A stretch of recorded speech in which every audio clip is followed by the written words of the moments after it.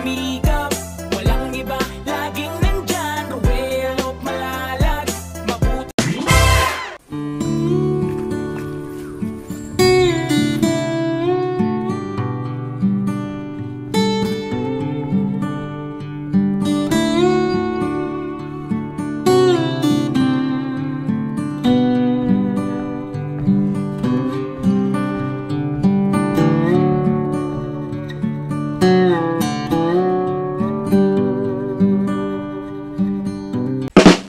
Guys, andito tayo muli, no? Andito pa rin po tayo sa lugar po ng mga Manidi tribe. And meron po tayo nakita dito na isang nanay po na talagang agaw pansin po sa amin yung kanyang bahay, no?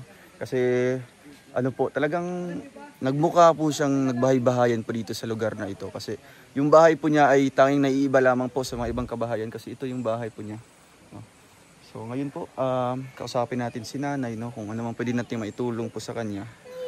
Makakaabot po tayo sa abot ng ating mga kaya. Makakabigay po tayo, no?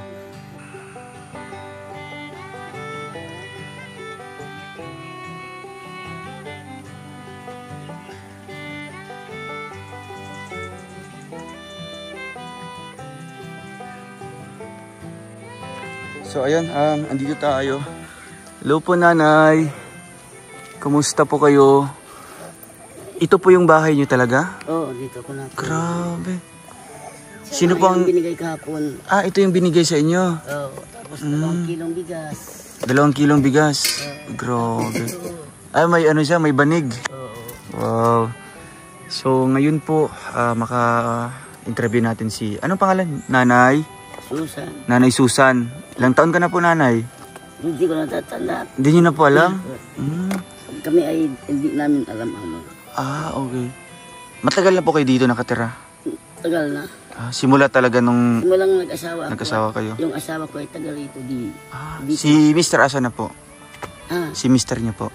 patay na. Matagal na din. Patay na. Sinong kasama mo dito ngayon? Yung apo ko na lang. Ito na lang siya? Hindi, yung malaki na. Yung malaki-laki. Asan siya ngayon? Wala dito, nasa talukan kasama. Nagtatrabaho po sila. Nanay, grabe yung bahay niyo po.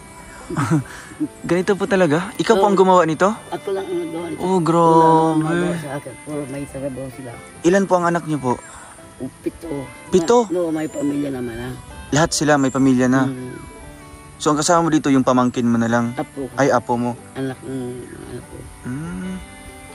Bakit po naisip na maggawa po kayong ganitong kubo dito? Wala po kayong ibang bahay? Napukuha ako na makikituloy na lang doon sa mga sa mga anak mo? Mga anak ko. Oo. Pag So ang gusto niyo po talaga magkaroon po kayo ng sariling Sarili. bahay. Grabe, ano? Kailan na po ito nagawa? Bago lang po. Kasi yung mga dahon niya, talagang ano pa lang. Presko pa lang yung mga dahon. Yun guys. Dito po kayo natutulog? Oo. Hala. Ilan po kayo dyan? Isa lang? Dalawa. Ikaw lang? Dalawa kayo? Dalawa. Hala. Paano niyo po pinagkakasya yun? Dito ang... Yung ulo? Oo. Tapos dalawa kayo dyan mag-ano? Grabe. Tapos dito kayo nagluluto? Yan. Yun. Ito yung mga gamit po niya. No? Ito yung bigay po sa kanila na regalo po. Anong grupo po yung nagbigay po sa inyo? Ano yun? Doktor sa Maso yun. Dr. Maso. Parakali yun. Sa Parakali. So ako po pala po si Rowell of Malalag, nanay. Isang charity vlogger po. Ayan, tumutulong po kami sa mga kagaya po ninyo na mahihirap. No?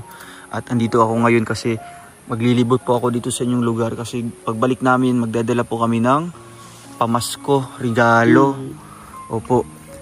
Kaya, nanay, ano pong mga ginagawa niyo po karaniwan dito pag Pasko po? Ano pong pinaghahanda? Ano pong handa niyo po? Wala. Wala? Kahit pansit po, ganun? Pansit. Pansit lang pag mayroong budget. Sino pong bumubuhay po sa inyo? Yung apo mo? Oo. Tapos may anak pa ko na walang asawa. Siya yung nagtatrabaho din? Nagtatrabaho na yun sa... Nasa Laguna yun. Nasa Laguna siya. Siya yung nagpapadala po sa inyo? Oo, napadala mo lang. Grabe.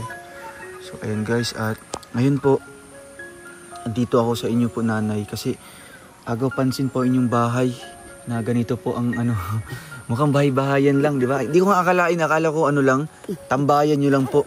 Hindi ko nga kayo na Pansin kanina, natulog ako. Natulog po kayo kanina. Ang sakit ang katawan ko po. Gawa na. Wala naman, kumusta naman yung karamdaman niyo po? Wala naman po kayong mga Ito lang ang masakit po? sakit. Grabe. Kanina. So, sa inyo po dito, nanay, di nyo po alam kung ilang taon na po kayo, kailan ang birthday nyo. Pero alam nyo yung naghahanda po kayo sa birthday nyo. Handa din. Pero hindi nyo lang po alam kung ilang taon na po kayo. Pero may mga tinatanggap po kayo na sa senior, ganun. Mga bago lang kami. Bago lang po kayo. Hindi pa nakakakuha dyan sa senior. So, ayan po. Nanay, ano po ang maitutulong ko po sa inyo? Ano po, kumusta naman yung pangbigas-bigas nyo po? May bigas po kayo? 2 kilo kahapon. Yun lang ang binigay sa inyo. Tapos, May sobra pa? May sobra pang bigas ngayon? Wala na? wala na. Ubos na din? Binigay ko naman doon sa anak ko yung hindi nakapunta kahapon dito. Nagpunta kanina dito. So ngayon, yun lang, hindi kami nakadala ngayon ng bigas po, nanay. Kasi po, di namin naasahan na ganito po ang inyong sitwasyon dito. No? At least man lang kung babalik kami dito, makapagdala po ako ng bibigay ko po sa inyo na regalo. No? Grabe. Sa inyo po yung lote, nanay, no? Sa inyo po ito talaga. Oo. Bali, awarded na sa inyo? Binigay na? Bigay na ito sa amin. Bigay na sa, sa kapitan? Hindi pa naman na binabala kanyang mapabahay daw dito ay wala pa. May mga pabahay dito? Yung gobyerno? Ay wala pa. So naghihintay na lang po kayo na ganun po. Kaya ang iniisip nyo ngayon yung pang-araw-araw nyo na Ang araw-araw. konsumo, pagkain nyo po. Ano bang karaniwang inuulam nyo dito? Pag wala nung kundi, mga gulay-gulay. Gulay-gulay na lang. Grabe. Yung bahay nyo, nanay, no? Ang liit lang pati. No? Kumusta kayo ng bagyo dito? Wala ko dito ng bagyo. Dito pa rin. Wala po kayo dito ng bagyo? Wala. Asan po kayo nun? Nasa Panagbirayan ako na, may anak ako doon. Doon ako inabot ng bagyo. Doon, mabuti andun kayo. Kung andito kayo, talagang grabing lakas po ng hangin, di ba po? Tsaka ulan. Pagbalik ko naman dito, nagawa na ako ng Kasi ano pong nasa isip niyo, gusto niyo po na may sarili kayong mauuwian na bahay? Ganun po. Siya nga gusto ko may sarili ako. May sarili kayong bahay. Kaya kahit ganito lang, basta komportable kayo, di ba po? Ilan na po yung apo niyo lahat? Dami na yan. Marami na sila. Yung isang pamilya, 4, 5 ang anak. Ay, grabe, Yung nasa baba, 6. 6 din sila. Kaya talagang marami talaga, marami na kayo. Marami na. Buti alam niyo po yung apelyido niyo po, nanay. Ganun po. Apelido ng asawa ko. Yung asawa mo. So ito, ginagamit niyo po paggabi. Itong bigay po ng Hindi ko pa na magagamit kasi dito. Hindi nga kasi Sabi ko naman doon sa mga anak ko ay sa kanila na yan. Malaki-laking bahay. So nga po. Kasi grabe Sino pong gumagawa ng dito, bahay? Mga kapitbahay niyo po? Oo. Opo. Upa nila yung mga bahay-bahay lang ginagawa. So, nanay, kung meron pong nakapanood po sa ating video ngayon, ano po ang inyong masasabi po? Nagpapasalamat po kayo kung may tulong man po na darating dito. Oo, nagpapasalamat siya. Basta yun po ang nyo po, nanay, ang inyong hiling po sa akin na konsumo nyo po, pangkain araw-araw. Ano pa po? Kumot, gusto nyo pong mga kumot dito? Unan, ganun. Wala naman ang kumot. Wala man po kayong kumot dito, no? So kung natutulog kayo dito, ay talagang masakit. May usok-usok lang yan. May usok pa dito. Maniknik. So nagpapausok na lang kayo dito. Kasi sa mga ganitong bahay kasi, talagang daming mga lamok, daming mga niknik, yung mga hayop-hayop. Grabe. Dito, anong nilalagay niyo po? Ito lang, kahoy lang talaga. Ito kahoy lang. Di man masakit sa likod. Dito naman. At sanay na. Sanay na po kayo. Ito, apo niyo din po. Apo ito. Ilang taon na yan? Mga 5 yata. Yung 6. 6 na yan. Bibi! Hello! Ipon mo. Ngayon po, nanay, babalik po kami dito, para makadala po kami ng tulong, bigas man po o anumang ayuda So, ngayon may ibibigay po ako sa inyo para makabili po kayo doon ng pagkain nyo. Saan po kayo bumibili ng mga bigas? Dito sa tindahan. Ah, sa tindahan lang. Doon sa labas. Palabasan lang. Kaya, ito po, ito nanay. Alam niyo po magkano yan? 1,000. Ayun, 1,000. Ayun po nanay, no? Kasi, opo, walang anuman po nanay. Yan po ay galing po sa atin, no? Sa akin po. Ako po si Rowel. Rowel of Malalag, no? Isang charity vlogger po. Tumutulong po sa mga kagaya nyo, mahihirap. Parang nahihirapan lang ako dito sa mabili nga ito nung itutubar ko mamaya. Ah, mabili kayong ano, ng gamot. Gamot. At sabi ko naman kanina, pag nagdarating ng talok, mahingi ako ng pambili ng gamot. Ah, pagdating ng Nagtatalok. anong magtatalok nanay? Palay. Ah, Yung mga anak ko. magtatanim ng palay. Oo, nagtatanim. Sabi ko kanina, pagdating ninyo, bilihan ninyo ako ng tumar ko lang para maigigi naman ang mga masasakit. Kaya nga. So ngayon may blessing na nanay, may biyaya na. So bibili ka na po doon, no? Para makabili ka na po ng ano ng gamot. Bili ko ng bigas. Bigas nanay, tsaka yung pangulam niyo po. Kasi babalik kami dito para magdala din po kami ng yun nga, panghanda niyo po sa Pasko, no? Para may panghanda po kayo.